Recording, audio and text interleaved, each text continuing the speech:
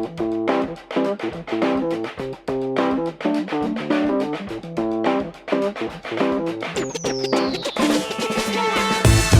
merhabalar, hoş geldiniz. Yine bugünkü bir podcast bölümümüzde Dilmin'le Elif'le beraberiz. Ayrıca bugün çok özel bir konumuz var. Kendisi endüstriyel tasarım bölümü mezunu ve şu anda çok başarılı bir product designer olarak çalışıyor. Aynı zamanda endüstriyel tasarım mezunlarının UX alanında çalışma motivasyonları ve bilgi becerilerini nasıl kullandıklarına dair test çalışması da var. Hoş geldin Serenay'cığım. Biz de seni çok iyi tanımak istiyoruz. Product designer olarak neler yapıyorsun şu anda? Tezini de çok merak ediyoruz. O yüzden tekrardan hoş geldin. Sözü sana verelim. Merhaba Nurgül, merhaba Elif ve Dilmin. Hoş buldum öncelikle. Öncelikle teşekkür ederim beni konuk olarak aldığınız için. Kendimden bahsedeyim. Ben yaklaşık 7 senedir bu alanda çalışıyorum. ODTÜ Endüstriyel Tasarım mezunuyum. 2017'de mezun oldum. Bir yandan sonrasında kariyerime başladım. Bir yandan da daha bu senenin başında, 2024 başında bitirdiğim bir yüksek lisansım oldu. Konuyu Nurgül zaten söyledi. Onun üstüne de birçok konudan bahsediyor olacağız. Detaylarına gireceğiz bugünkü konuşmamızda. 7 senedir neler yaptım, nerelerde çalıştım? Aslında birçok farklı sektör deneyimleme fırsatım oldu. Ankara'da yaşıyorum öncelikle. Ankara'da yaşayan birçok insan gibi ben de savunma sanayi tecrübe ettim. Kariyerimin uzun bir kısmı orada geçti diyebilirim. Sonrasında e-ticaret ve fintech sektörlerinde çalışma fırsatım oldu. Böyle özetleyebilirim kendimi. Seninle de zaten beraber çalışma şansımız da olmuştu. O yüzden çok çok sevdiğimiz ve çok çok merak ettiğimiz, şu anda ne yaptığını merak ettiğimiz bir arkadaşımızsın. Biz çok teşekkür ederiz ayrıyeten bize zaman ayırdığın için. Ben öğrenmek istiyorum. Hem tez konumuna paralel. Sen de bizler gibi endüstriyel tasarım mezunuydun. Daha sonra da dediğin gibi product designer tarafına geçiş yapmaya karar verdin UX UI tasarım alanına.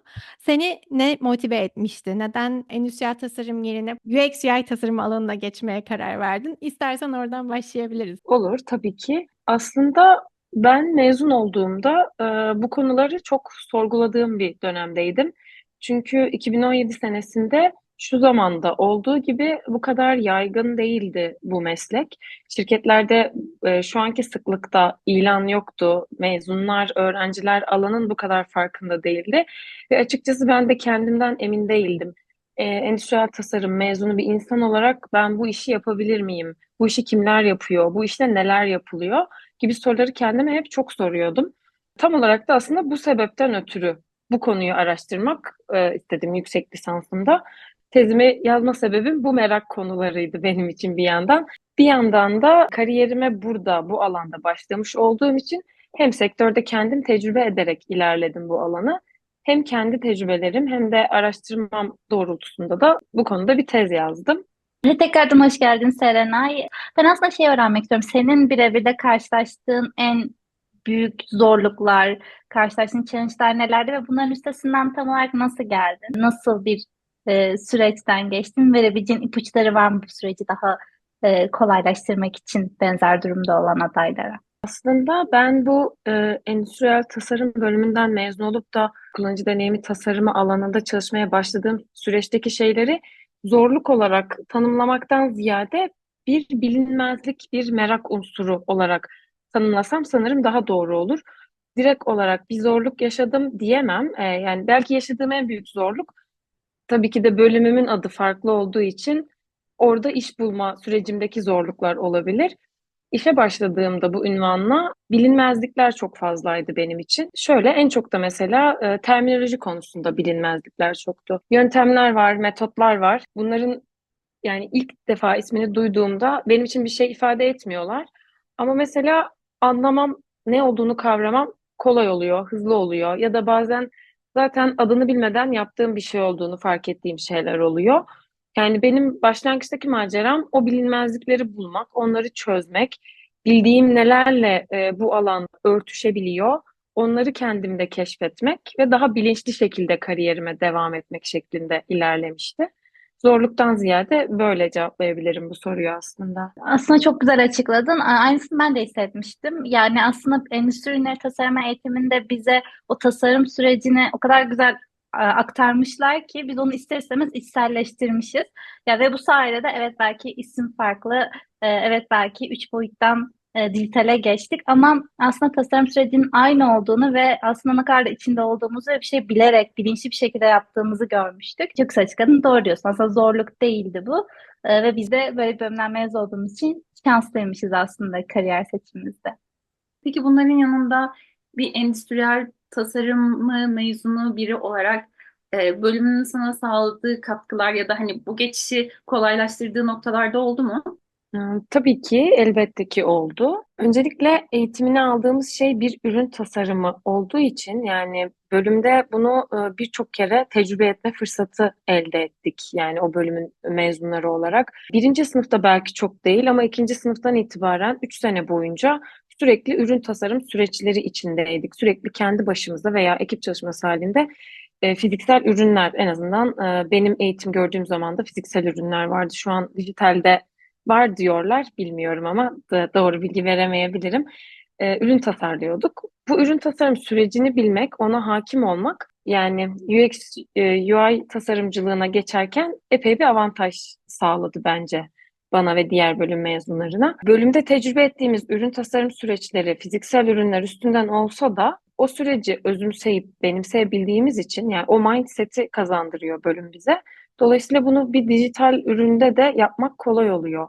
Yani bunun bilincinde olmadan hatta bunu yapabildiğini anlıyorsun. Ben kendimi o yüzden çok sorgulamıştım. Bu yapılabilir mi, bu olabilir mi? Çünkü bilmediğim bir alan gibi geliyordu. İçine girdikçe biraz keşfetmeye, anlamaya başladım. Aslında uyuşan çok noktası var. Bazı yerleri daha avantajlı olabiliyor hatta. Böyle yani en avantaj sağladığı yer ürün tasarım sürecini sıklıkla tecrübe etmiş olmak. Bu sürecin içine şey de dahil mesela kullanıcıların varlığının fikri yani kullanıcının girdisinin farklı personaların senin için bir kriter oluyor olması bu çok önemliydi. Şu an çünkü bu olmadan kullanıcı deneyimi tasarımı yapamıyoruz bu bilgiler olmadan. Bunların haricinde ise bazı seçmeli dersler bazı kaslarımızın gelişmesine yardımcı olabiliyor. Örneğin benim aldığım grafik tasarım diye bir ders vardı. Ya da derslerin isimleri değişiyor olabilir ama benzer benzer dersler bence birçok üniversitede oluyordur. Visual Narratives in Design diye bir ders vardı. Bunlar bazı şeyleri görselleştirmemizi, hikayeleştirmemizi kolaylaştırıyordu. Bunların bize kattığı şeylerin tabiri caizse ekmeğini yedik diyebilirim yani sektöre girince. Aynen katılıyorum. Hatta bizim dönemimizde de Human Computer Interaction diye bir ders vardı. Hatta Dilmin sen mi almıştın tam hatırlamıyorum. Bazı arkadaşlar almıştı diye aklımda kalmış. Ya aynı zamanda 3. sınıfta mesela research metotlarını çok öğretmişlerdi ki şu an bizim yaptığımız research metotlarıyla çok birbiriyle paralel. Çünkü ikisinde de amaç kullanıcıyı tanımak ve kullanıcının pain pointlerini işte yaşadığı süreci ana sorunu ya da işte neyi yapıyor, neyi yapamıyor, ulaşmak istediği goal'u ne, duygusu ne. Onların hepsini aslında biz de senin anlattığın gibi öğrenmeye çalışıyorduk ve bunun üzerinden kreatif çözümler üretmeye çalışıyorduk. Aynı zamanda ben şey de hatırlıyorum ya, benim olduğum son sene mezuniyet projesi yaparken tasarladığımız ürünlerin çoğunda ekranlar olmaya başlamıştı. Teknoloji tabii ki oraya kaydığı için hatta bazı ürünlerde de app'ler falan da olmaya başlamıştı. Mesela benimkinde şey vardı. Mobil bir app indirmen gerekiyordu. Uzaktan kontrol edebilmek için bazı özellikleri aktivite etmen için. Hatta orada küçük küçük ekranlar tasarladığımı falan da hatırlıyorum. Sanıyorum son duyduğumuza göre de bu daha çok yaygınlaşmaya başlamış bizim bölüm odaklı. Yani mezuniyet projesi yapan arkadaşlar mesela bankalarla çalışan ya da işte e-ticaret siteleriyle vesaire anlaşıp da bu konu üzerine yoğunlaşan insanlar da oluyormuş sanırım. O da büyük bir avantaj oluyor bence. Evet. Bunlara ek belki bir de şeyi ekleyebilirim. Sen konuşurken aklıma geldi. Bölümde aslında ürün tasarım süreçlerini biz deneyimlerken bize temel bir şey kazandırıyor bu. Problem çözme becerisi. Yani tasarım problemi nedir? Onu tanımlama becerisi ve sonradan tasarladığımız şeyin, ürünün, artık ürün herhangi bir şey olabilir. Bu ürünün bir soruna çözüm getirecek olması bakış açısı. Bu yaklaşımla bakınca aslında UX UI alanında da bunu çok sıklıkla kullanıyoruz. Sonuçta yaptığımız birçok tasarım sorunlu noktaları iyileştirmeye çalıştığımız tasarımlar oluyor. Ya da sıfırdan bir ürün yapıyorsak var olan şeylerin daha iyisini, sorunlu noktaları daha az olacağı bir şey yapmaya çalışıyoruz. Bu bakış açısı da oldukça faydalı oluyor endüstriyel tasarım mezunları için. Bütün bu konuştuğumuz konuları düşündüğümüzde aslında senin tezinin ne kadar konusunu güzel olduğunu bir kez daha anlamış olduk aslında. Çünkü şu an çok fazla kariyer değiştiren insanlar var. Endüstriyel tasarım mezunu olup da product design'a, UX, UI, kullanıcı deneyimi tasarımına geçiş yapan insanlardan. O yüzden sen de hazır bu konu üzerinde çok araştırma yapmışken tezin hakkında da konuşmak istiyorum. Hani biraz kısaca özetleyebilir misin? Endüstriyel tasarım mezunları neden, nasıl çalışma motivasyonu buluyor? Biz kendi motivasyonlarımızdan bahsettik ama genel olarak yaptığın araştırmalara dayanarak genel motivasyonları neler, bilgi becerilerini nasıl kullanıyorlar, onların karşılaştıkları zorluklar neler, şirketler bu konu hakkında ne düşünüyor? Bunun üzerine konuşabiliriz istersen. Evet, aslında yani konuşmanın başına da bahsettiğim gibi bu merakları kendim de barındırdığım için böyle bir tez yazmak ve bunun sonucunu, cevabını araştırma yaparak, insanlarla konuşarak öğrenmek istemiştim. Tezimde öncelikle araştırdığım konular endüstriyel tasarımın kendisi, hani bölüm demeyelim, bu meslek nasıl ortaya çıkmış, nasıl ilerlemiş, nasıl gelişmiş. Sonrasında kullanıcı deneyimi, bu alan nasıl ortaya çıkmış, nasıl gelişmiş, günümüze nasıl gelmiş ve son olarak da kullanıcı deneyimi alanındaki çalışan insanların kariyer yollarının detayları, insanlar nasıl burada solukları alıyorlar, burada ne tür kariyer seçenekleri mevcut gibi çok altında dallanan konu başlıkları var, 3 tane. Bunların derinine çok inmeye bence gerek yok. Ama şöyle bir şey söyleyebilirim. O bir özet niteliğinde olabilir. Bizim zaten halihazırda fark ettiğimiz bir dönüşüm, mezunların eğiliminin olduğu bir durum var. Bunu şirketlerde, bölümlerde görmek çok kolay son yıllarda. Buna paralel olarak endüstriyel tasarımın kendisinde de aslında organizasyonlarda, kuruluşlarda bu meslekle ilgili endüstriyel tasarımı nasıl tanımladıklarına dair de aslında çok büyük bir tanım değişikliği var yakın geçmişte. Yanılmıyorsam 2015 yılında olması lazım. Endüstriyel tasarımı geçmiş senelerde daha fiziksel ürün odaklı, daha fonksiyon odaklı tanımlarken kuruluşlar, yetkili kuruluşlar yenilenen tanımla birlikte daha deneyim odaklı bir tanımı tercih etmişler. Yani gerisinden de gelse sektördeki değişikliklerin meslekle ilgili araştırmalar yapan ve mesleğin gelişimini sağlamaya çalışan kuruluşlar da bir şeylere çabalıyorlar ve bu değişimin onlar da farkında. Bu da etkiliyordur eminim ki bir şeyleri. Bundan sonrasında hani eğitim tarafına geçecek olursak, endüstriyel tasarımcıların aldığı eğitim elbette ki. Onunla ilgili zaten konuşmamızın başında paylaştığımız birçok şey, ürün tasarım süreci, seçmeli dersler gibi endüstriyel tasarım bölümünde öğrencilerin aldığı şeyler çok besliyor tasarımcıları. Bunların bazen farkında oluyoruz, bazen farkında olmuyoruz ama bölüm gerçekten mezunlarına bir mindset kazandırıyor ve bu mindset kullanıcı deneyimi alanındaki işlerde gerçekten çok fayda sağlıyor kişiye. Bunun haricinde bir de şeye değinmek istiyorum. Şimdi kullanıcı deneyimi ayrı bir şey. Aslında endüstriyel tasarım da ayrı bir şey. Bu ikisi bazı yerlerde örtüşüyor olabilirler. Soruları çok duyuyorum ya da kendim de soruyorum bunu.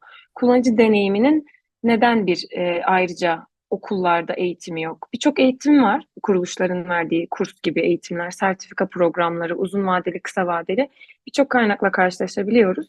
Ama halen bir üniversitede benim bildiğim kadarıyla en azından lisans eğitim seviyesinde kullanıcı deneyimi bölümü diye bir şey yok. Ben bu tez için araştırma yaparken buna dair yazılmış birkaç şey gördüm. Onları belki söylemekte fayda var. Hepimizin bildiği üzere kullanıcı deneyimi alanı birçok farklı disiplini barındırıyor içinde. Yeri geliyor yazılım alanıyla yakınlaşıyor tasarımcılar. Yeri geliyor psikoloji alanıyla yakınlaşmak zorunda kalıyorlar. Bazen dilin kullanımı çok önemli bir kriter oluyor. Görsel tasarım alanında o da farklı bir alan sonuçta. Birçok farklı disiplinle bir araya gelinerek yapılması gereken bir iş. Bunun mesela bir lisans bölümü olarak karşımıza çıkmamasının sebebinin üniversitelerdeki modern eğitim düzeninde böyle bir şeyi yapmanın çok zor olacağından kaynaklı olduğunu savunan yazılarla karşılaştım. Onlardan bahsettim hatta tezimde. Aslında ben de katılıyorum. Yani bir insan bunlara dair fikir sahibi olabilir. Ama bunları yani bir bölümde yani sadece endüstriyel tasarımcı olmayı öğrenmek gibi öğrenmek kurgusunu yaratmak çok zor var olan üniversite düzenlerinde. Belki burada sizin de fikirleriniz vardır.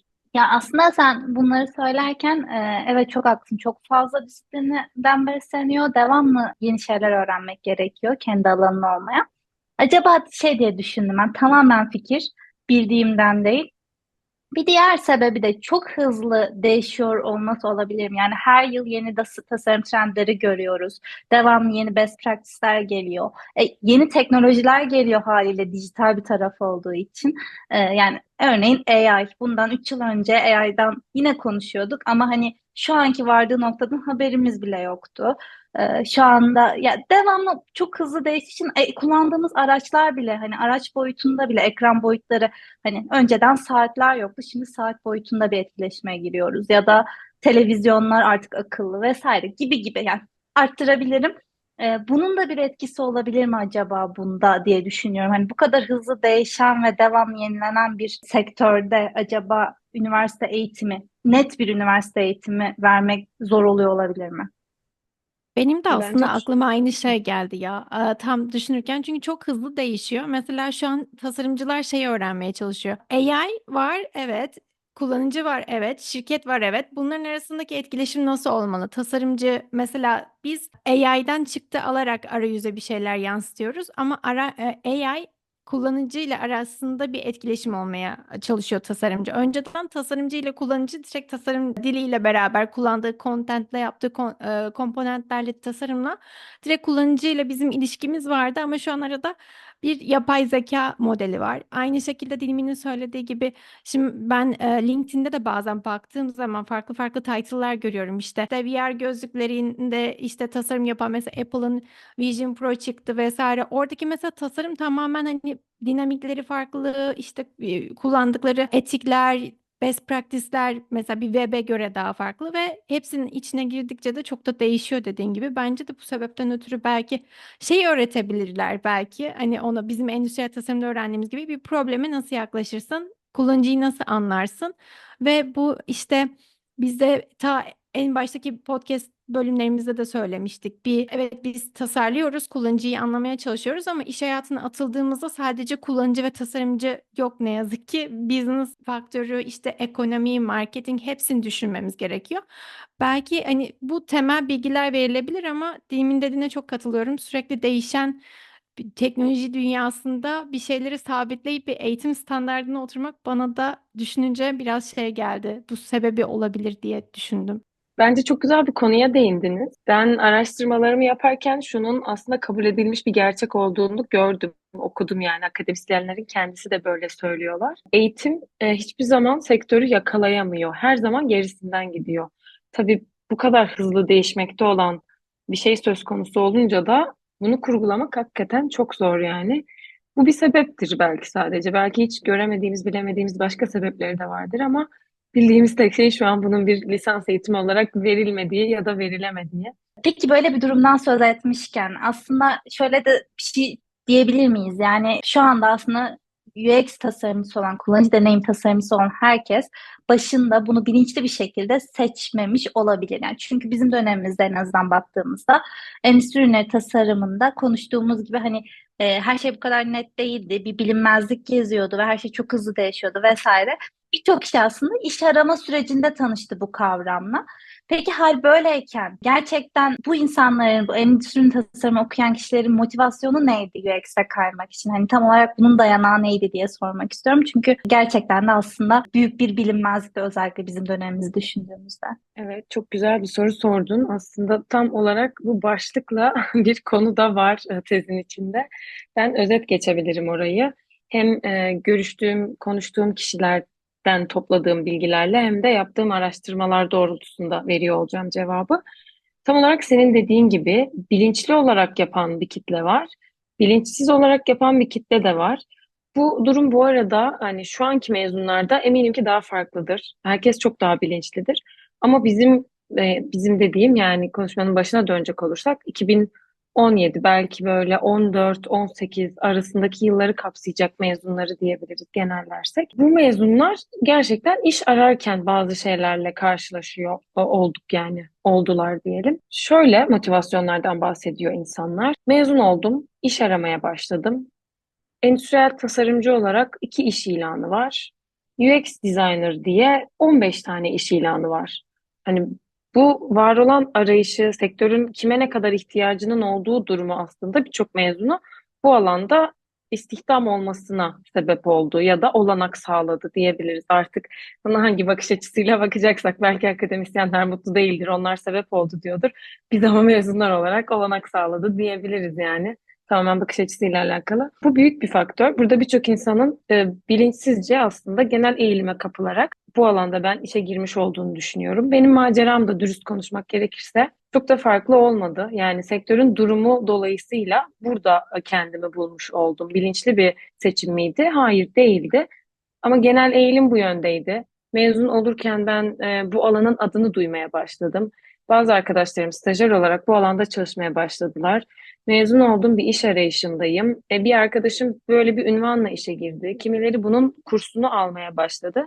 Haliyle ben de bir bakayım gibi bir genel eğilim neyse ona kapılma, oraya doğru gitme motivasyonuyla burada bulmuş oldum kendimi ve sonrasında fark ettiklerimi zaten konuşmanın başında konuşmuştuk. Neyin neye meç ettiğini, nasıl olduğunu falan. Bir de şu konu var. İnsanlar burada çalışmaya başladıktan sonra fark ediyorlar bence bunu. Motivasyon olarak söylüyorlar, evet.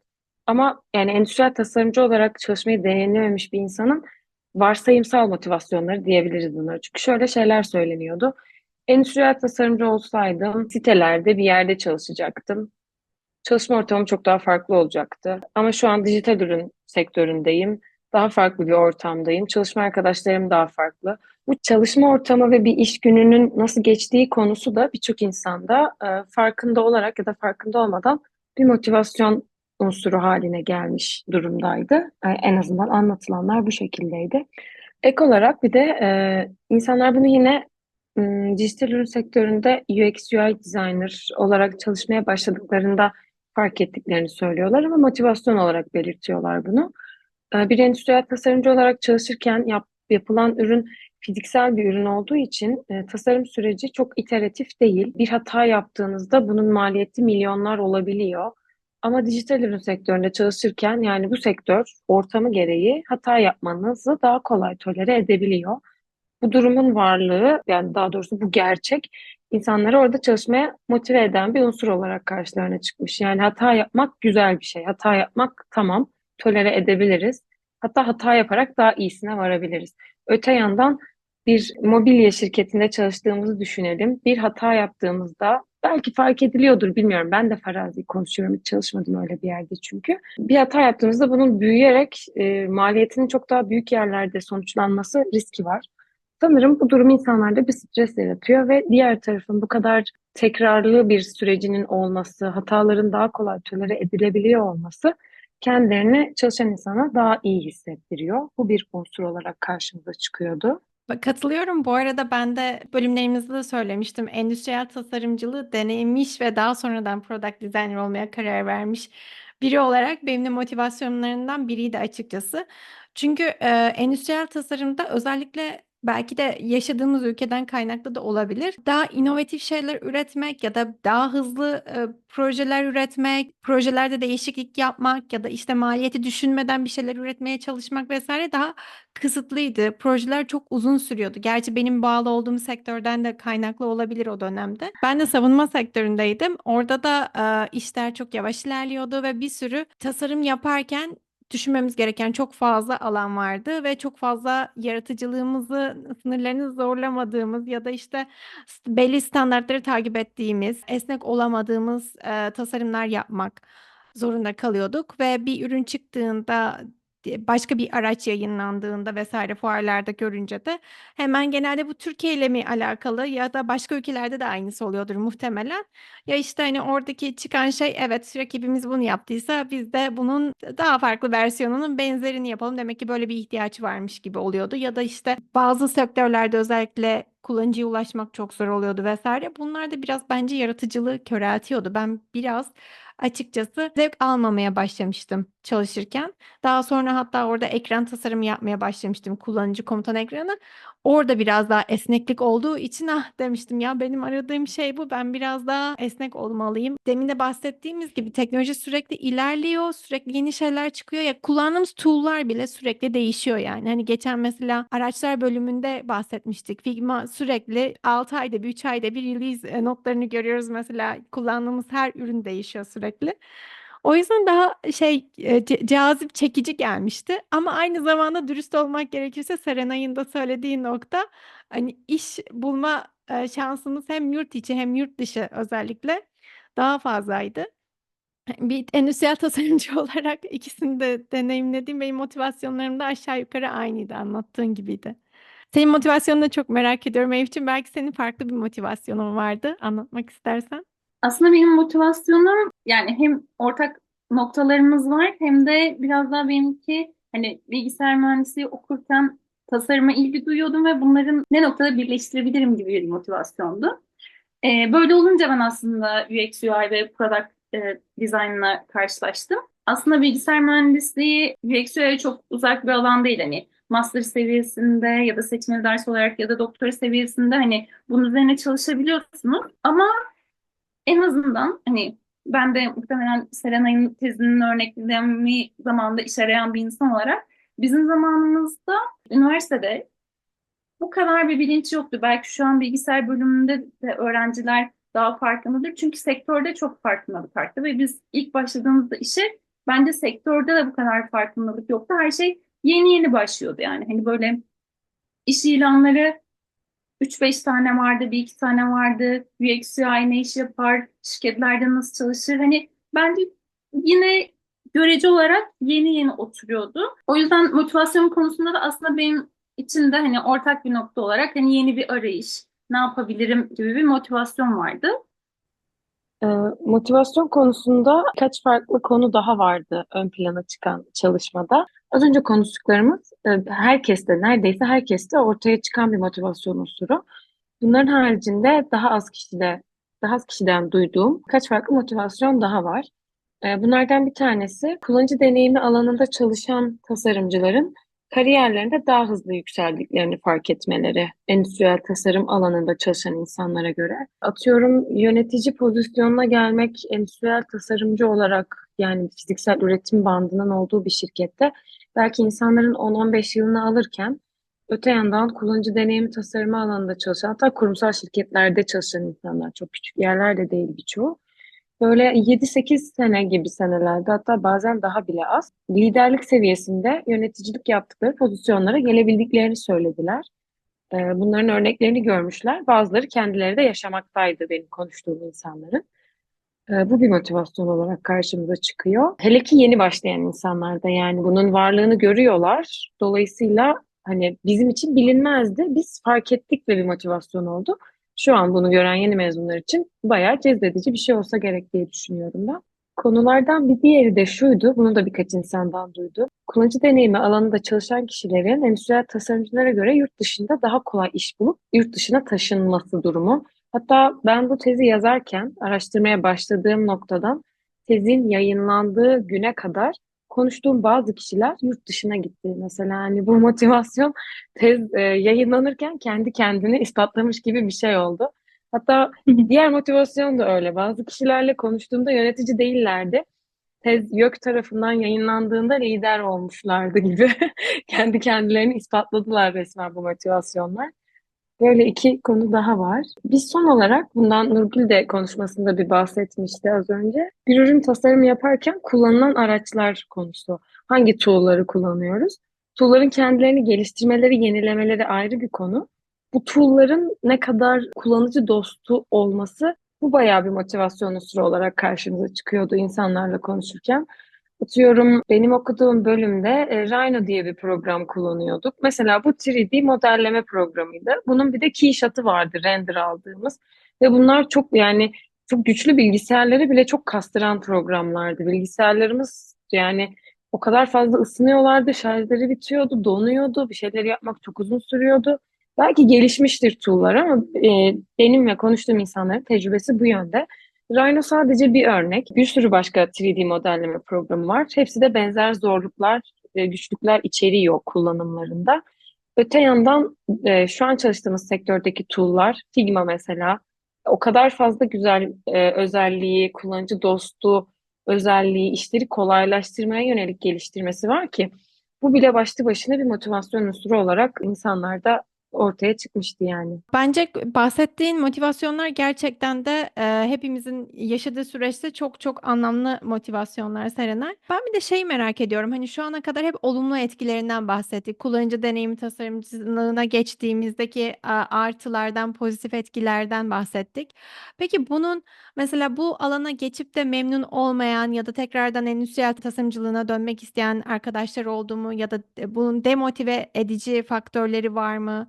Biraz da böyle olumsuzluklarını hiç duydun mu araştırma yaparken onu merak ediyorum aslında. Tabii olumsuzlukları yani olumlu yanları kadar sık değildi ama birkaç negatif cümle ve de hani nötr diyebileceğim bazı gerçeklerin anlatıldığı durumlardan bahsedildi kişilerle konuşurken. Öncelikle şeyi söyleyebilirim, hani ben bu araştırmayı yaparken insanlara böyle kariyerlerinin başından, eğitim hayatlarından başlayarak eğitimde neler oldu, kariyere başlarken neler oldu, sonrasında neler oldu gibi sorular sorduğum için herkesten bir hikayelerini dinledim.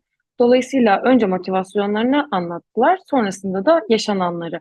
Yani karşılandı mı, karşılanmadı mı, bu motivasyonla girdiler, sonrasında neler oldu, onları dinleme fırsatım oldu. Daha tecrübeli insanların bahsettiği bir şey olmuştu. Yani endüstriyel tasarımcı olarak çalışmayı tecrübe etmiş insanların şöyle bir olumsuz tecrübesi olduğundan bahsetti katılımcılar. Endüstriyel tasarımcı olarak çalışırken yaptıkları bir tasarımdan aldıkları mesleki tatmin, şu an çalıştıkları kullanıcı deneyimi alanındaki tasarımdan aldıkları mesleki tatmine göre bazen daha düşük olabildiğini söylediler. Yani bir ürünü tasarlıyorlar, bu ürün markete çıkıyor. Market derken hani App Store gibi marketler değil, gerçekten market, yani fiziksel olarak görürüz, karşımızda duruyor.